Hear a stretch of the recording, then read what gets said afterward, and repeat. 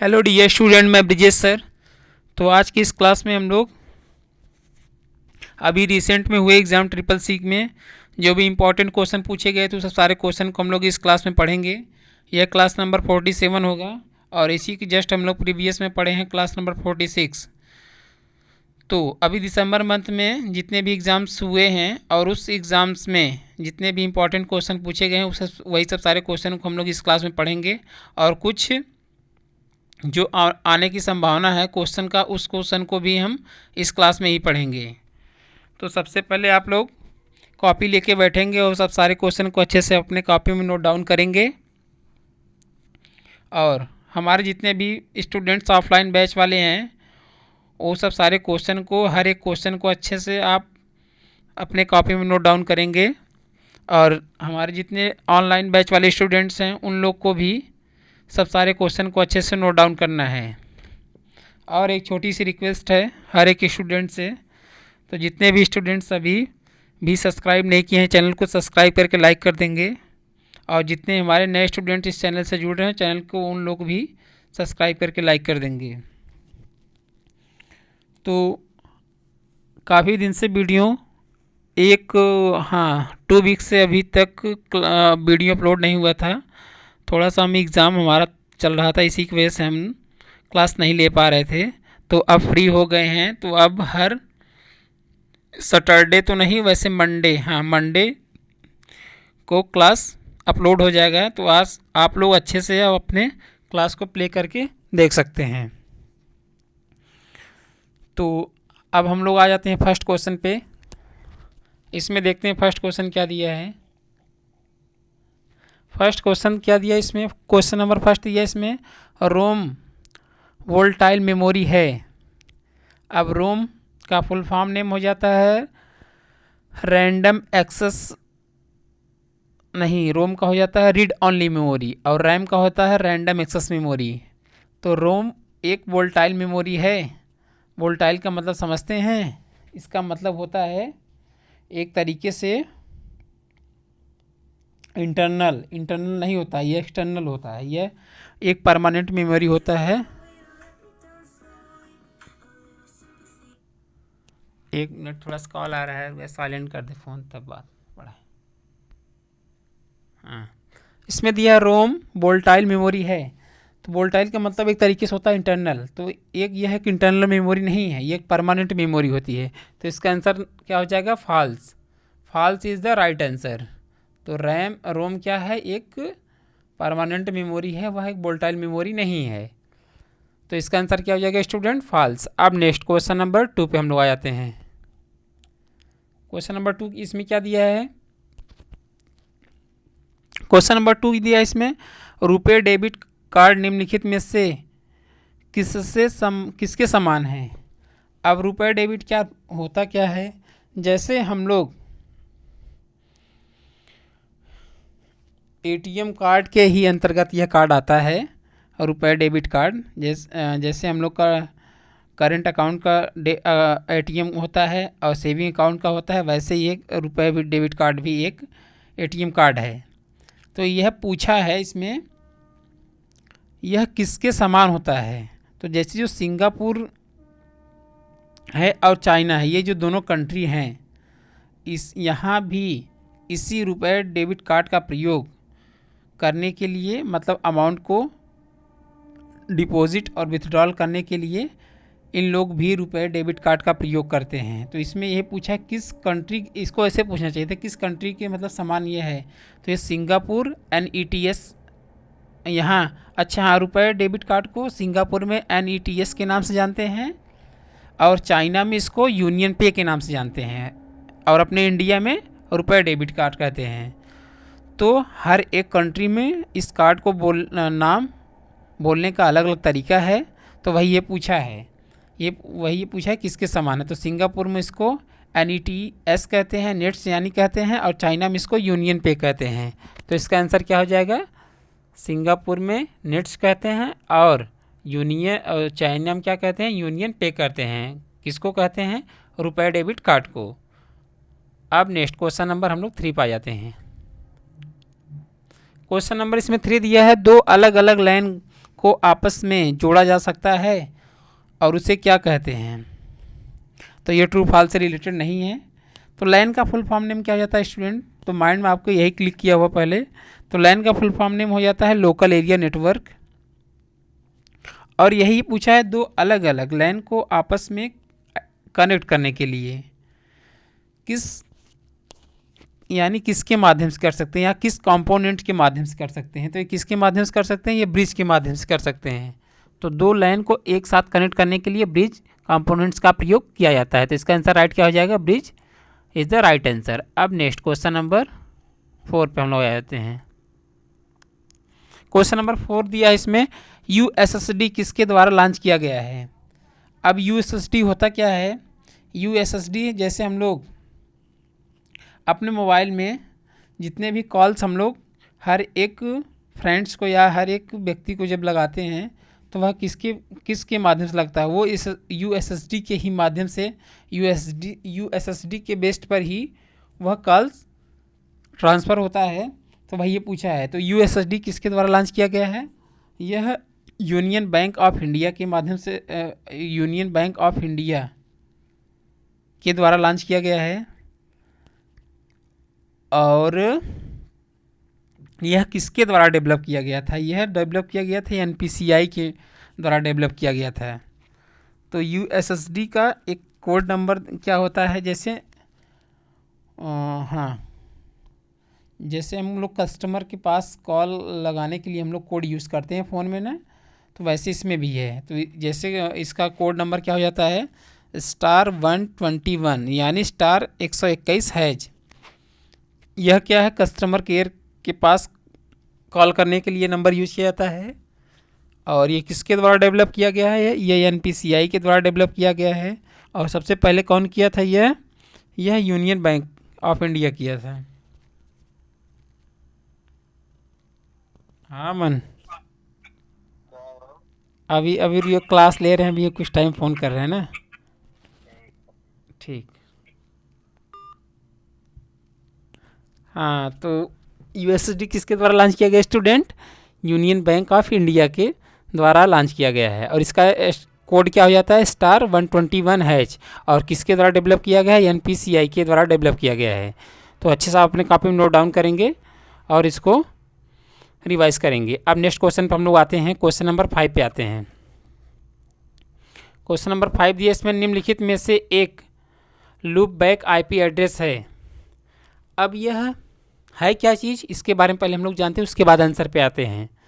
तो IP address हर एक website का अलग अलग होता है। और इसमें पूछा है लूप बैक एक क्या है? आईपी एड्रेस है।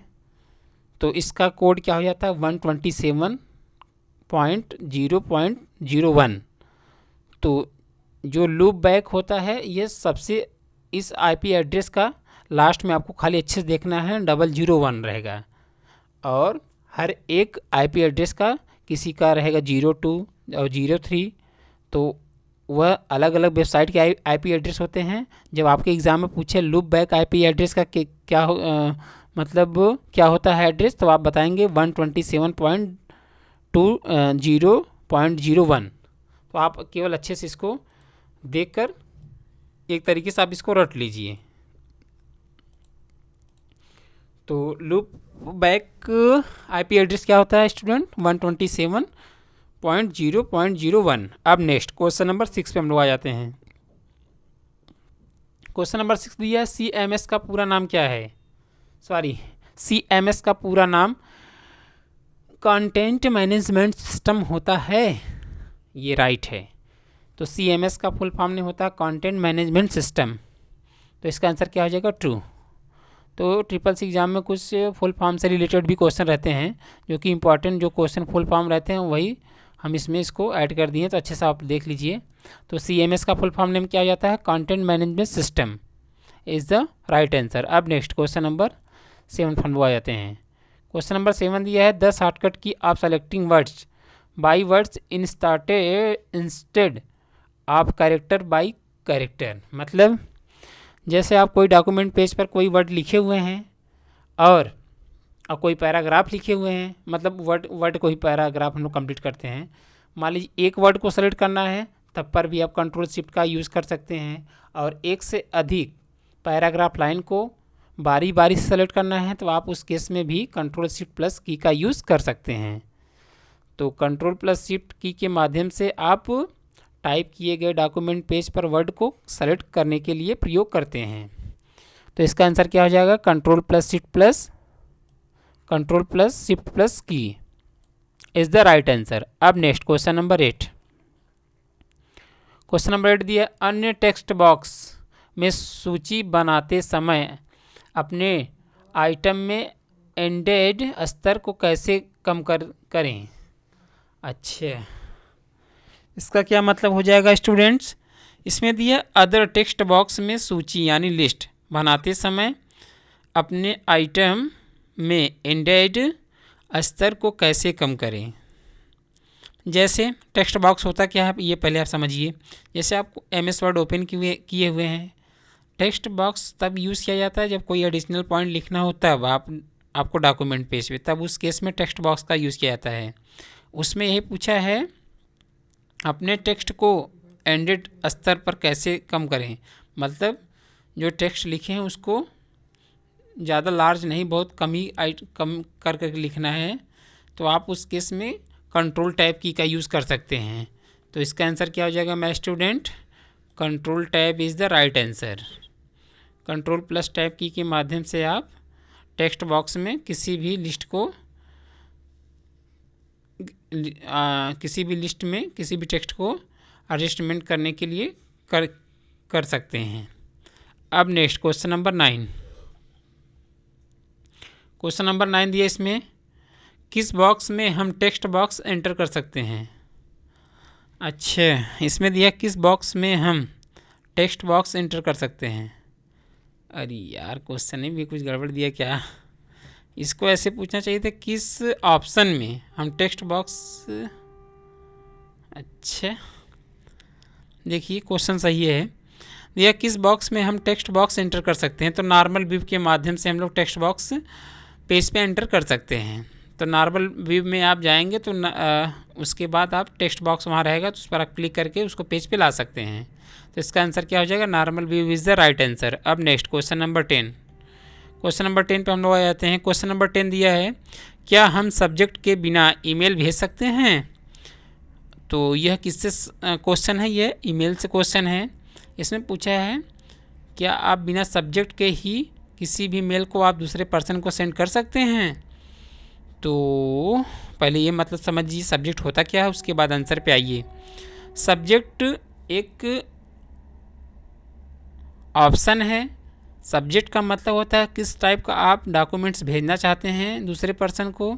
जैसे आप पैन कार्ड भेज रहे हैं या मार्कशीट भेज रहे हैं या कोई डॉक्यूमेंट्स अटैच किए हुए हैं, आप उस डॉक्यूमेंट्स का नाम देने के लिए सब्जेक्ट का यूज़ करेंगे। तो वही इसमें पूछा है, वही पूछा है कि आप कोई भी फाइल अटैचमेंट कर लिए हैं तो सब्जेक्ट में नाम देना ज़रूरी है। तो नाम नहीं देंगे तब पर भी मेल सेंड हो जाएगा। तो कहने का मतलब यही क्वेश्चन का है। तो सब्जेक्ट के माध्यम से सब्जेक्ट आप लिखे नहीं रहेंगे तब पर भी फाइल को अटैच करके आप किसी दूसरे पर्सन को मेल सेंड कर सकते हैं। तो इसका आंसर क्या हो जाएगा? यस यानी true. Yes is the right answer. अब नेक्स्ट क्वेश्चन नंबर 11। तो जितने भी क्वेश्चन हैं सब सारे इंपॉर्टेंट क्वेश्चन हैं, तो आप हर एक स्टूडेंट अच्छे से अपने कॉपी में नोट डाउन करेंगे और उसको बार बार रिवाइज करेंगे। कब तक करेंगे? जब तक एग्ज़ाम हो न जाए, तब तक सारे क्वेश्चन को ऐसे ऐसे आप रिवाइज करते रहेंगे। क्वेश्चन नंबर 11 दिया, वह स्थान जहाँ पर सभी प्रकार के ईमेल मैसेज व्यवस्थित रहते हैं। अब फिर वापस ईमेल से पूछ लिया, दिया वह स्थान जहाँ पर सभी प्रकार के ईमेल मैसेज व्यवस्थित रहते हैं, मतलब वहाँ सेव रहते हैं एक तरीके से। तो जैसे ईमेल में देखिए 3-4 प्रकार के फोल्डर्स पाए जाते हैं। एक होता है फर्स्ट इनबॉक्स, सेकंड होता है ऑल मेल्स, और उसके बाद होता है ड्राफ्ट, उसके बाद होता है मेल बॉक्स, उसके बाद होता है सेंट। तो इसमें पूछा वही है, वह स्थान जहाँ पर सभी प्रकार के मेल मैसेज व्यवस्थित रहते हैं, मतलब जैसे उसमें आप जो मेल सेंड किए हैं वो भी रहेंगे, और जो आया है मेल वो भी रहेगा, और या अदर किसी के माध्यम से जो मेल आया है वो सब सारे मेल एक तरीके से मेल बॉक्स में आके सारी मेल सेव होते हैं। और जैसे मेल से आप कोई मैसेज किसी दूसरे पर्सन को सेंड कर रहे हैं, कभी कभी इंटरनेट स्लो होने के कारण वो मैसेज जाता नहीं, तो वह मैसेज कहाँ जाके सेव होता है, वो ड्राफ्ट में जाके सेव होता है। तो जो मेल सेंड नहीं हो पाता वो ड्राफ्ट बॉक्स में जाके सेव होता है, और जो मेल पूरी तरीके से रिसीव हो जाता है और जो सेंड हो जाता है वह मेल बॉक्स में आके सेव हो जाता है। तो इसका आंसर क्या हो जाएगा, my student right, mail box is the right answer. अब next question number 12। Question number 12 दिया, निम्नलिखित में से कौन सुरक्षित वेबसाइट सूचित करता है। तो कहने का क्या मतलब है, दिया निम्नलिखित में से कौन सुरक्षित मतलब सेफ वेबसाइट सूचित करता है। तो जैसे वेबसाइट में मतलब कौन एक सिक्योर चीज़ है, तो जो HTTPS होता है वह एक सुरक्षित वेबसाइट है। जिस HTTP में सिंगल एस दिया रहे वह एक सिक्योर वेबसाइट है, और जिसमें एस नहीं दिया रहा, डायरेक्ट HTTP दिया रहा, वह अनसिक्योर है, मतलब उसमें उस वेबसाइट को हैक किया जा सकता है। बट जिसमें यस दिया रहता है उसको आप किसी भी तरीके से आप उसको हैकिंग नहीं कर सकते। तो एस का मतलब होता है सिक्योर, और एच का मतलब होता है हाइपर, और टी का मतलब होता है text, hyper text transfer protocol. हाँ, फर्स्ट का हो जाएगा एच का हो जाएगा हाइपर, सेकंड का हो जाएगा टेक्स्ट, और फिर वापस जो टी दिया उसका हो जाएगा ट्रांसफ़र, और पी का हो जाएगा प्रोटोकॉल, और एस का हो जाएगा सिक्योर। तो HTTP का फुल फॉर्म नेम क्या हो जाता है my student, hyper text transfer protocol secure is the right answer. तो इसका ये राइट आंसर है, अच्छे से आपने काफ़ी नोट डाउन कर लेंगे। क्वेश्चन नंबर 13 पर हम लोग आ जाते हैं। क्वेश्चन नंबर 13 दिया, निम्नलिखित में से किस कमांड का उपयोग नौकरी निलंबित करने के लिए किया जाता है। अब नौकरी निलंबित करने के लिए कौन से कमांड का यूज़ करते हैं, तो ये इसका कहने का मतलब दूसरा है, बट हम आपको अच्छे से अपने लैंग्वेज समझा रहे हैं, अच्छे से आप समझिए। दिया निम्नलिखित में से किस कमांड का उपयोग नौकरी, जैसे यहाँ इसको पूछना चाहिए था टेक्स्ट को डिलीट किए गए टेक्स्ट को वापस लाने के लिए कौन से की का यूज़ करते हैं, ये पूछना चाहिए था। थोड़ा सा क्वेश्चन में मिस्टेक टाइप हो गया है, तो ये कहने का मतलब नहीं, तो आप अच्छे से जो हम बता रहे हैं उसको सुनिए। इसमें दिया निम्नलिखित में से किस कमांड का उपयोग टाइप किए गए टेक्स्ट को जब डिलीट हो जाता है उसको वापस लाने के लिए कौन से की का यूज़ करते हैं, ऐसे होना चाहिए था। आप अपने कॉपी में अच्छे ऐसे नोट डाउन करें जैसे हम बता रहे हैं। तो Ctrl+Z की का यूज़ करते हैं। Ctrl+Z की के माध्यम से आप टेक्स्ट को वापस ला सकते हैं। तो Ctrl+Z की इज़ द राइट आंसर। अब नेक्स्ट क्वेश्चन पे हम लोग आ जाते हैं, क्वेश्चन नंबर 14 पर। क्वेश्चन नंबर 14 क्या दिया है माय स्टूडेंट, ये देख लेते हैं हम लोग। क्वेश्चन नंबर 14 दिया, ई कॉमर्स और ई बिजनेस के बीच सबसे यथार्थवादी संबंध कौन सा है। अब ई कॉमर्स क्या होता है, इलेक्ट्रॉनिक कॉमर्स, और ई बिजनेस क्या होता है, इलेक्ट्रॉनिक बिजनेस के बीच में यथार्थवादी संबंध मतलब किस टाइप का होता है। तो ये किस टाइप का होता है, यह एक इलेक्ट्रॉनिक कॉमर्स इज क्या दिया है, सब्यूस्ट ऑफ ई बिजनेस। तो कुछ ऐसे क्वेश्चन रहेंगे कि जो आपको क्वेश्चन को ही केवल अच्छे से लर्न करना है, उसका मतलब हम भी एक्सप्लेन नहीं कर पाएंगे और एक्सप्लेन भी नहीं किया गया है, तो आप केवल उस क्वेश्चन को अच्छे से याद कर लेंगे केवल। तो जो इलेक्ट्रॉनिक कॉमर्स होता है और इलेक्ट्रॉनिक बिजनेस होता है, इलेक्ट्रॉनिक कॉमर्स मतलब समझ लीजिए जैसे फ्लिपकार्ट और अमेज़ॉन और क्या हुआ, और शॉपी, ये सब जितने भी जो प्रोडक्ट सेल्स करते हैं यह एक इलेक्ट्रॉनिक बिजनेस हैं। तो इन्हीं के बीच में जो होता है उसी से रिलेटेड पूछा है, तो इसका आंसर क्या हो जाएगा my student, e commerce is a subset of e businesses is the right answer. अब नेक्स्ट क्वेश्चन पे हम लोग आ जाते हैं, क्वेश्चन नंबर 15 पर। क्वेश्चन नंबर 15 क्या दिया इसमें, विंडोज़ 10 में विंडोज़ विंडोज़ 10 में विंडोज़ प्लस आई शॉर्टकट की का इस्तेमाल किस लिए किया जाता है।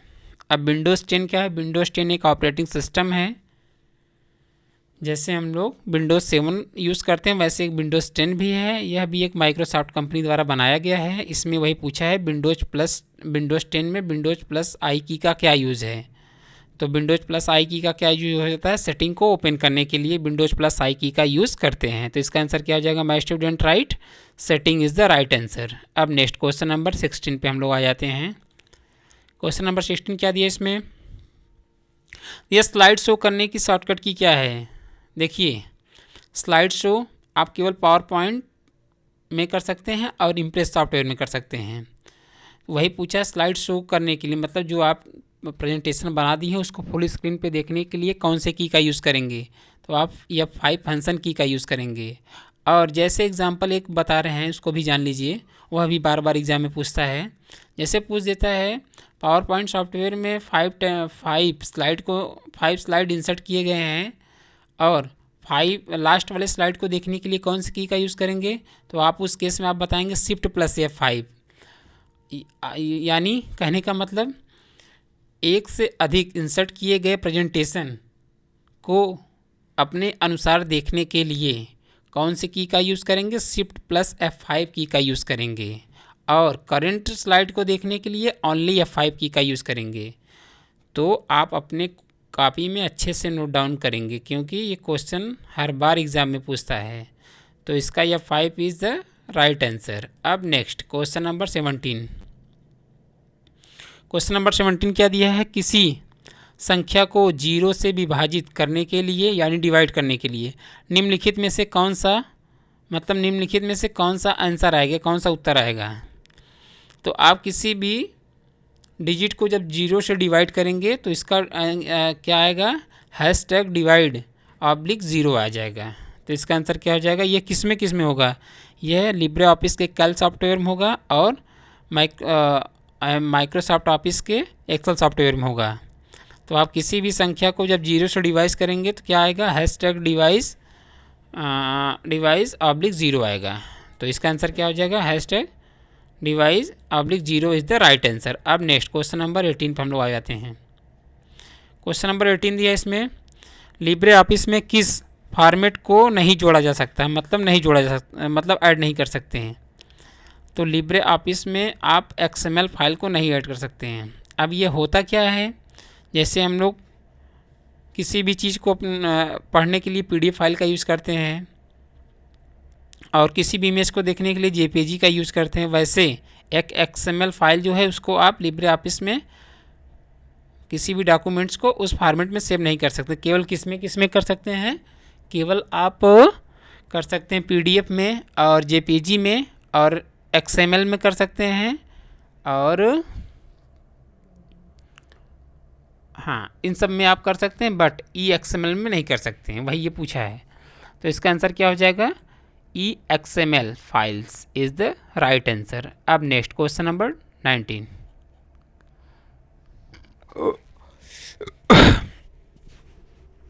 क्वेश्चन नंबर 19 क्या दिया इसमें, पोस्ट इन्फो यानी इन्फॉर्म मोबाइल ऐप किस विभाग यानी किस डिपार्टमेंट द्वारा जारी किया गया है। तो जो पोस्ट इन्फॉर्मेशन मोबाइल ऐप हो किसके द्वारा जारी किया गया है, वो डाकघर द्वारा जारी किया है यानी पोस्ट ऑफिस द्वारा। इसके माध्यम से आप पोस्ट ऑफिस से रिलेटेड जो भी इंफॉर्मेशन रहेगा उसको आप चेक कर सकते हैं। तो उसी के लिए ये लॉन्च किया गया है। तो यही पूछा है, पोस्ट इन्फॉर्मेशन मोबाइल ऐप किस विभाग द्वारा जारी किया गया है, ये डाकघर द्वारा जारी किया गया है। तो इसका आंसर क्या हो जाएगा, माय स्टूडेंट राइट, डाकघर यानी post office is the right answer. अब नेक्स्ट यानी लास्ट क्वेश्चन पर हम लोग आएंगे। तो लास्ट क्वेश्चन पे आने से पहले हम यही बार बार कहते हैं, चैनल को यार सब्सक्राइब कर दिया करो और बेल आइकन को प्रेस कर दिया करिए। और अभी तक जो भी लाइक नहीं किए हो क्लास को लाइक कर दें। लाइक और सब्सक्राइब करने से हमको बस केवल यही मोटिवेशन होगा कि हाँ, हमारे स्टूडेंट अच्छे से क्लास को अटेंड कर रहे हैं और सब सारे क्वेश्चन अच्छे से समझ में आ रहे हैं। बस इसी की वजह से आपको ये सारी चीज़ें करनी होंगी। तो हम लोग लास्ट क्वेश्चन पे आते हैं। लास्ट क्वेश्चन दिया इसमें, निम्न में से ट्यूटर का नाम दूसरा कौन है। हाँ, पहले देखिए, अभी तक जो नाम चल रहा है वह अब है ट्यूटर पूरी तरीके से, जो कि हर एक स्टूडेंट्स को पता है और हर एक पर्सन को पता है। तो पहले ट्यूटर का जब फर्स्ट नाम आया था तो पहले ट्यूटर का स्टेटस नाम था STATUS, और जब सेकेंड बार आया तो आया ट्यूटर करके आ गया, मतलब TWTTR करके आया। और जो अभी लास्ट एकदम चल रहा है, यानी जो फाइनल अभी हर एक पर्सन हर एक स्टूडेंट जान रहे हैं, वह ट्यूटर नाम से है, TWITER नाम से है। तो फर्स्ट नाम स्टेटस था और सेकेंड नाम जो कि हम यहाँ आंसर में मेंशन किए हैं TWTTR नाम से आया था, और लास्ट अभी ट्यूटर नाम चल रहा है। तो दूसरा नाम इसका क्या हो जाएगा, ट्यूटर, यानी TWTTR के नाम से सेकेंड नाम आया था। तो इसका आंसर क्या हो जाएगा, TWTTR is the right answer. तो आई होप आप सारे क्वेश्चन को अच्छे से आपको समझ में आए होंगे। आपको जिस क्वेश्चन में आपको डाउट है, क्वेश्चन नंबर आप टाइप करके कमेंट सेक्शन में मेंशन कर सकते हैं। और हर एक स्टूडेंट से यही रिक्वेस्ट है, सारे क्वेश्चन को आप अच्छे से अपने कॉपी में नोट डाउन करें, और आपने जो क्लास से संबंधित चीज़ें सीखी होंगी आप उस चीज़ को अपने इस कमेंट सेक्शन में रिव्यू दे सकते हैं, क्लास कैसा लगा और नेक्स्ट क्लास में किस टाइप का क्वेश्चन चाहिए। आप उस चीज़ को कमेंट सेक्शन में मेंशन करके हमें बता सकते हैं। तो आज के लिए इतना ही। Thank you, bye bye.